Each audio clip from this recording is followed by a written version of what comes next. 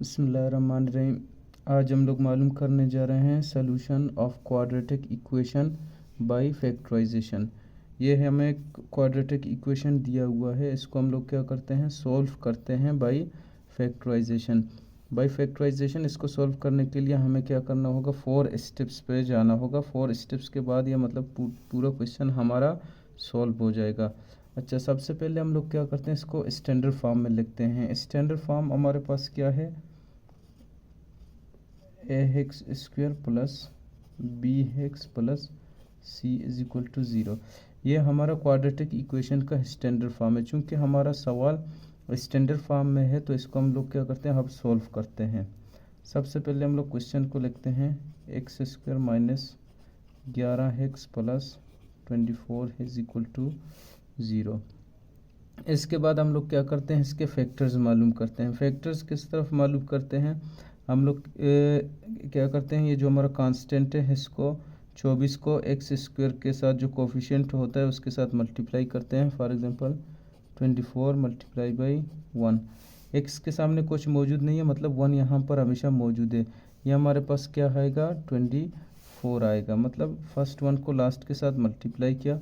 उसके बाद हम लोग क्या करते हैं, ये जो हमारे पास 11x है, x का ये कोफिशिएंट है, हम लोग दो ऐसे वैल्यूज़ फाइंड करते हैं। अगर उनको मल्टीप्लाई किया जाए तो 24 आना चाहिए, और प्लस माइनस करें तो हमारे पास क्या आना चाहिए, -11। फॉर एग्जांपल हमारे पास दो वैल्यूज़ हैं, एक 8 multiply by 3 is equal to 24।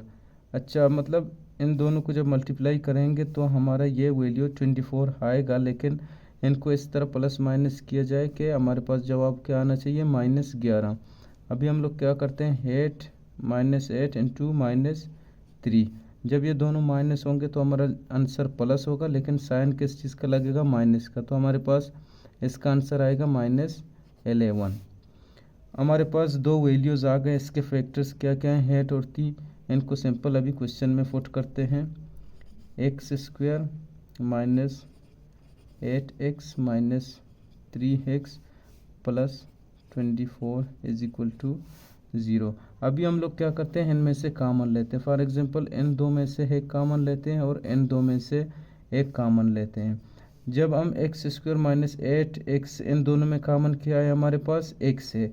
जब हम लोग x को कॉमन लेते हैं तो जब इससे एक x निकलता है तो हमारे पास क्या बचता है, 1x बचता है। और जब 8x में से हम लोग x को कॉमन लेते हैं तो हमारे पास -8 बचता है। इसके बाद हम लोग n वैल्यूज़ को देखते हैं, n में कौन सा कॉमन है। तो x n में से तो कॉमन नहीं है, क्योंकि ये 24 में x मौजूद नहीं है।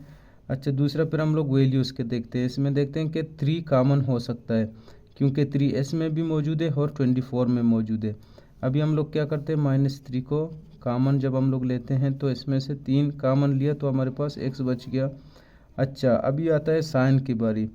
अच्छा, यहाँ पर प्लस साइन है और यहाँ पर माइनस है। हम लोग यहाँ पर माइनस साइन लेते हैं, क्योंकि जब इस माइनस को इस माइनस के साथ मल्टीप्लाई करेंगे तो हमारे पास फिर से प्लस आ जाएगा। अच्छा, 3 को हम 24 पे डिवाइड करते हैं, 3 8 24 इज इक्वल टू 0। जब हम लोग देखते हैं कि हमारे दोनों ब्रैकेट्स के आंसर सेम आ गए तो मतलब हमारा क्वेश्चन सही जा रहा है। अभी हम लोग क्या करते हैं, ये जो बाहर वाले हैं x-3 को लेते हैं और दूसरे नंबर पर इन दो ब्रैकेट्स में से एक लेते हैं, x-8। हमारे पास दो वैल्यूज़ आ गए। अभी हम लोग क्या करते हैं, इनको अलग अलग 0 के बराबर पुट करते हैं। x-3 is equal to 0 and x-8 is equal to 0। अच्छा, हम लोग इसलिए दो इसके आंसर लेते हैं क्योंकि हमारे पास ये क्वाड्रेटिक है। क्वाड्रेटिक के हमेशा आंसर हमारे पास कितने आते हैं, 2 आते हैं। अच्छा, जब हम लोग क्या करते हैं, अभी ये जो -3 इसको इक्वेशन के दूसरे तरफ ले जाते हैं तो ये हमारे पास प्लस आ जाएगा, x इज इक्वल टू 3। और ये हमारे पास जो -8 है, इसको जब हम इक्वेशन के दूसरे तरफ ले जाएंगे तो ये भी प्लस हो जाएगा, x इज इक्वल टू +8। अभी हमारे पास कितने आंसर आ गए, 2।